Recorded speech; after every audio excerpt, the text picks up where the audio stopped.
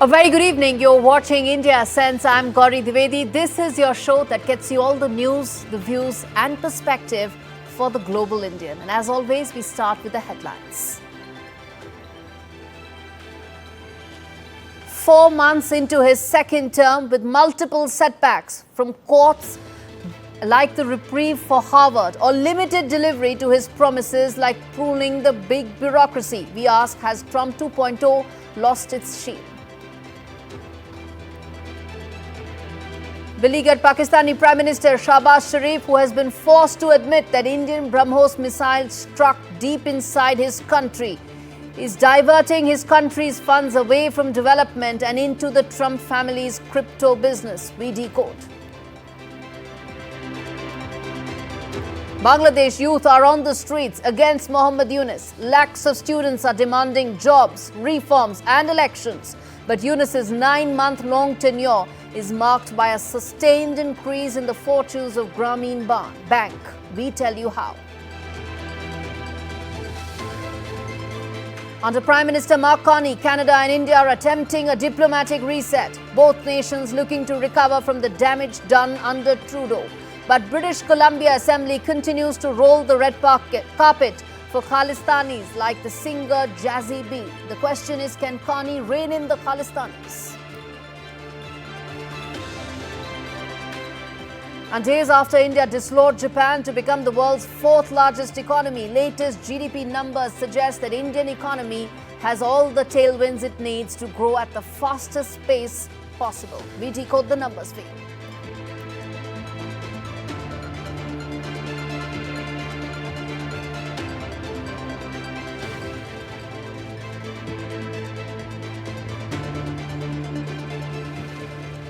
Viewers, the big story that we are tracking this week on India Sense. Well, Trump 2.0, and has it lost its sheen? That's the question. Why? Because the promises were big, the branding beautiful, but beneath the polish, a pattern. Power unchecked, numbers, some would say inflated, enemies for sure more, and goals to a large extent missed. Trump 2.0 set out to fix the system, but is the system now more broken than before? That's a question that many are asking. The answer to that is still in the air, but it looks like Donald Trump's rebooted revolution is unraveling. And why does it look like the administration is losing some of the sheen it had when it started? Well, first up, viewers, Trump 2.0's tariff crusade hit a legal buzzsaw this month when a federal court ruled against his unilateral powers. Aren't so unilateral, that it said. The backlash, well, it was blistering. Now Trump's turning on his own judicial kingmakers, calling out Leonard Leo and the Federalist Society, once his guiding star for judicial picks, as backroom hustlers.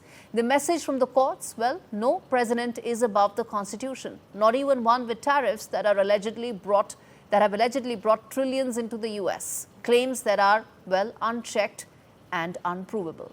It was supposed to be just another crackdown. Instead, it's become a constitutional battle royale. Trump's Department of Homeland Security tried to, in fact, decertify Harvard, revoked its right to host international students on campus. A federal judge hit pause. Another area where one sees that Trump 2.0 is now on the back foot. Why? Because a lawsuit flew. And Trump's critics say this wasn't about visas, it was beginning to be about vengeance. As the case heads towards the Supreme Court, the bigger question looms, is Trump's war on Harvard yet another instance when the president's powers are being checked by the courts and he's on back foot? Let's now turn attention to Elon Musk, the tech titan who promised a leaner, cleaner government. The billionaire bromance that built a new political machine in America is now burning out in real time. In the early days of Trump's second term, DOGE, that is Musk's Department of Government Efficiency, was touted as the silver bullet to solve Washington's big issues as far as waste is concerned. Musk called it the lean government code. And in fact, Trump called it genius. But today, DOGE lies in ruins. Musk has left the building, well, literally. And with him, the last traces of credibility in a project that promised to slash $2 trillion, barely scratched about $140 billion, and some would say receipts riddled with errors. Even worse, Trump's own tax bill, a mammoth piece of political theatre, Some would call it, and he's calling it, as the one big beautiful bill. It added $2.3 trillion back into the deficit. Do the math. Trump promised to end the war in Ukraine before Inauguration Day. He promised peace in Gaza before touching the Resolute desk. Instead, both conflicts have deepened. And we speak at a time when it's expectation that there could be another round of talks. Well, second talks, possibly followed by third talks. And it seems that Trump administration's frustration is beginning to come from some amount of erosion of capital of the president himself, his political capital that could be at stake here. And at the end of the day, well, viewers, it looks like the glow that once surrounded Trump and Musk, it's not gold. And unfortunately, it looks like it's crumbling. Turning attention now to the first wide-angle story on the show.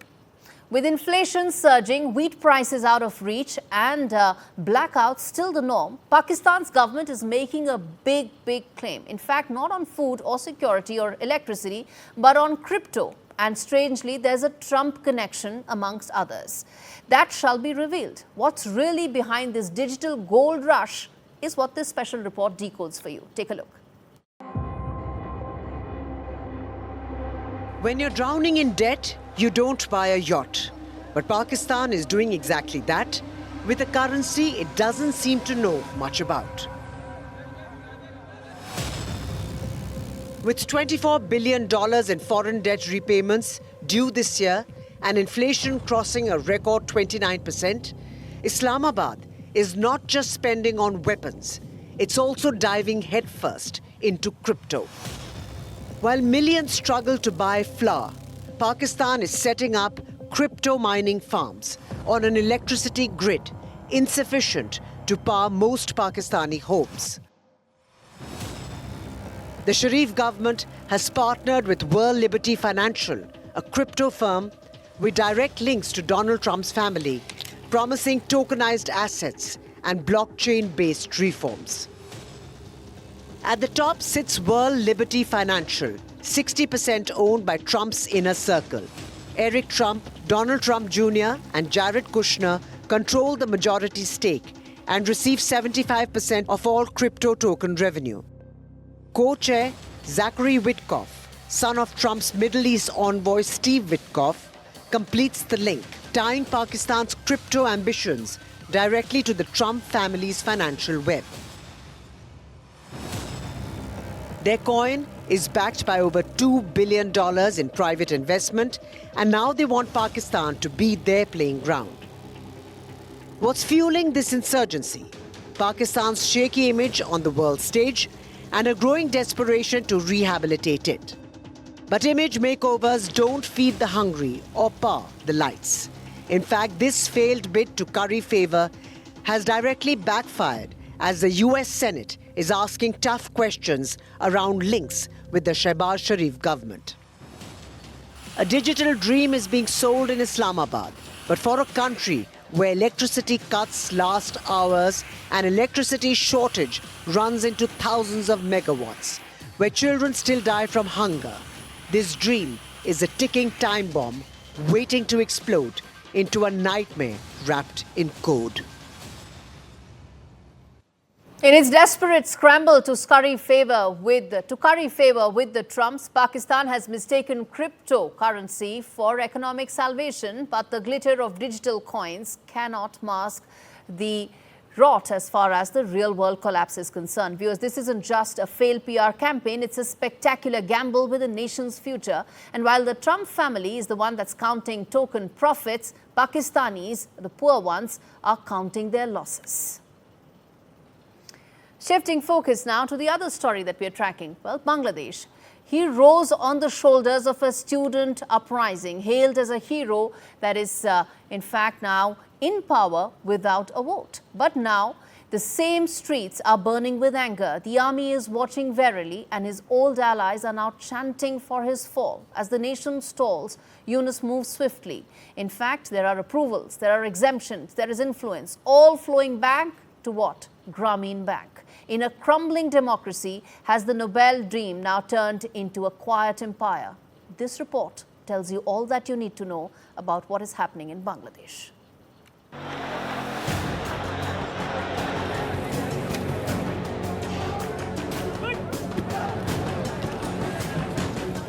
When the chips are down, leadership is meant to rise above the reproach. But under the interim chief advisor Mohammad Yunus, the lines between duty and personal legacy are starting to blur. His decisions are raising more eyebrows than applause.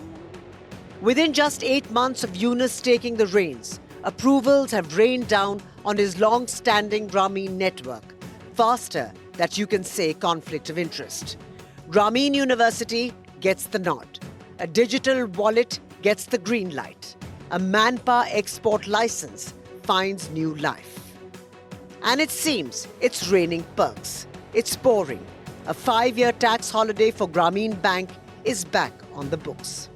And in a move that shifts power quietly behind the curtain, the government's stake in Grameen Bank is cut by more than half. And while Yunus chairs the same council, signing off on it. Meanwhile, 2 court cases against Yunus vanished like smoke in the wind. One just a day before he took oath, and the other just 3 days after. For a man once hounded by the former regime, the sudden silence of the judiciary now seems too convenient. And while critics raise red flags, more disturbing signs emerge.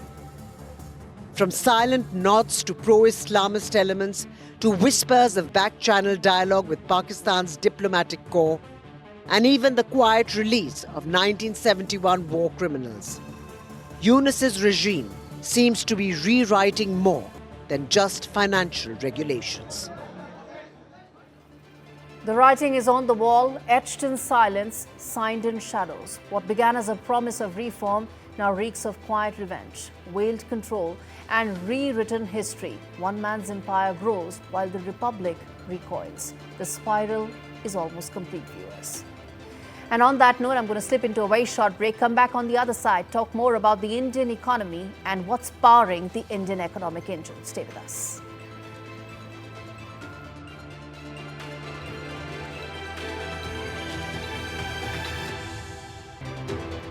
Welcome back, viewers. You're watching India Sense. It's now time to look at the Indian economic engine and why it is now firing on all cylinders. Well, the latest GDP numbers have come and they've come much better than what many were expecting. In fact, it's upwards of 7%. 7.4% has been the numbers that have come in for GDP data at a time when the Indian economy has already surpassed Japan to be the 4th largest. It's tipped to be the 3rd largest in the next 3 years if we get our act together. And that's exactly what I'm going to put forth in terms of questions to Mark Lingscott, the Senior Advisor at USISPF and the Asia Group, joining me live to talk more about this. Mark, always a pleasure to have you on the show. Let me start by asking you, the numbers that have come in, the GDP numbers that have come in, they're much better than what many expected. It indicates that the economy is now on the upswing. What would you want the government to focus on to ensure that this growth path continues and ensures that we climb closer to the 8% growth highway?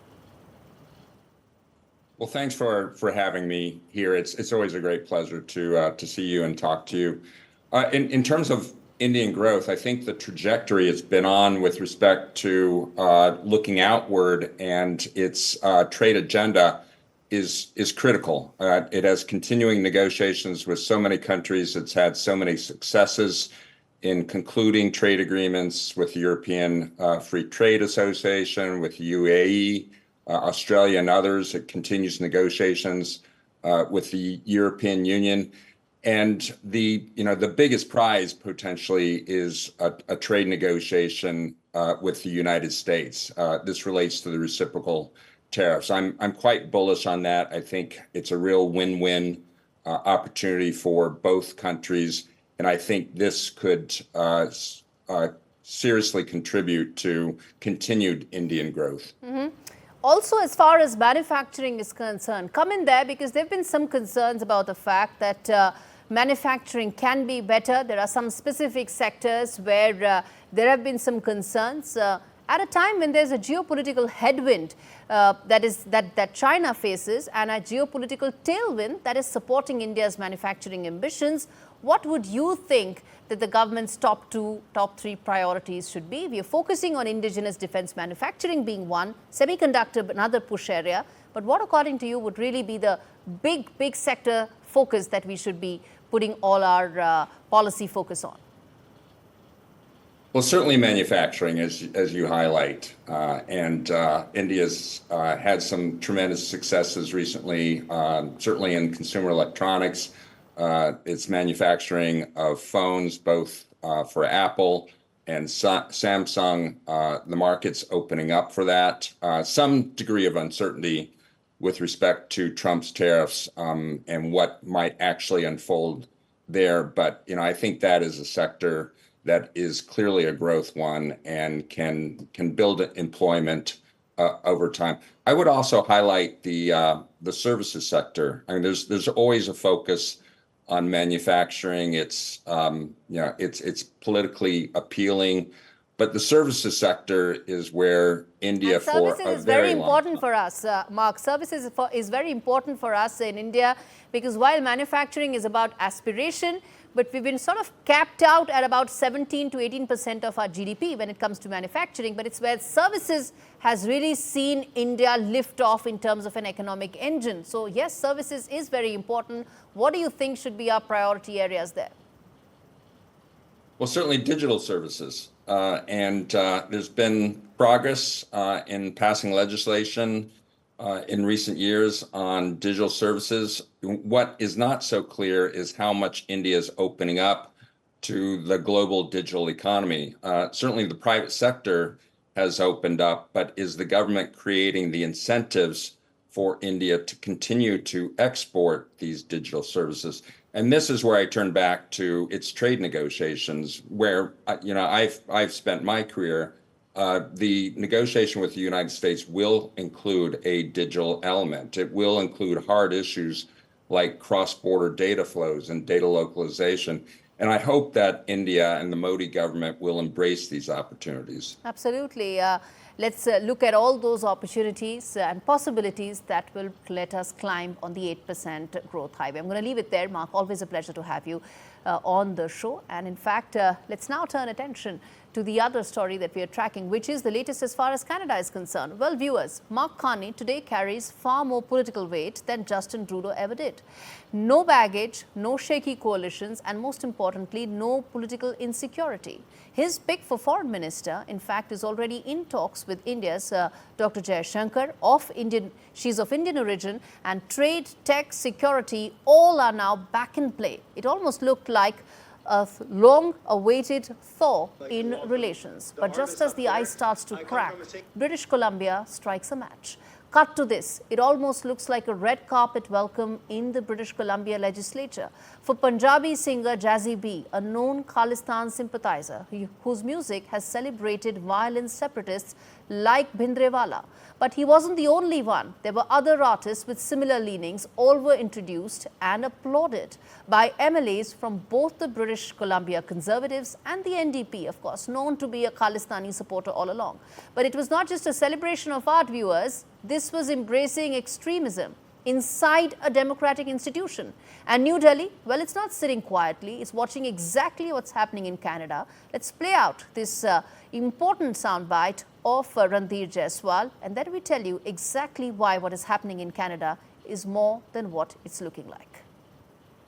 Regarding pro-Khalistan elements, our position has been very consistent over several months and years now. We've conveyed our security concerns to the Canadian side, and we have also urged them not to give any political space to extremist elements, those who advocate violence and those who talk about secession or who talk about separatism.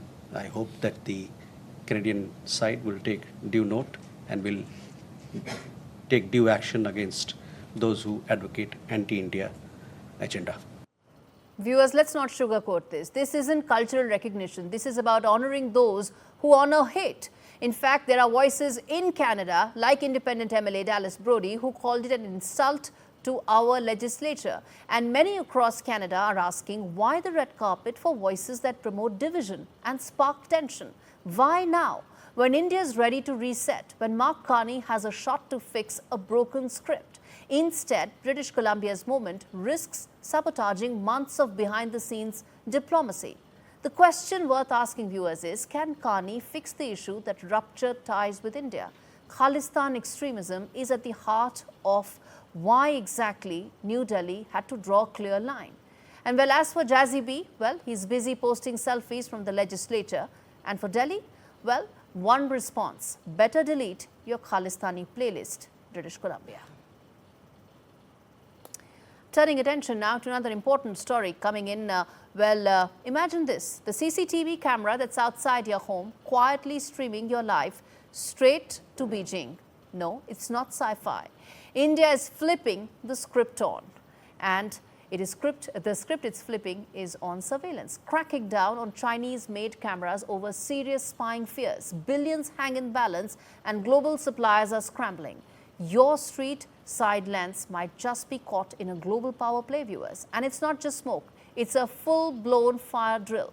With more than 10 million CCTV cameras across the country, well over 250,000 in Delhi alone, India's new policy demands every internet-connected camera be tested, reviewed, and dissected. Hardware, software, and source code. No exceptions whatsoever. Why?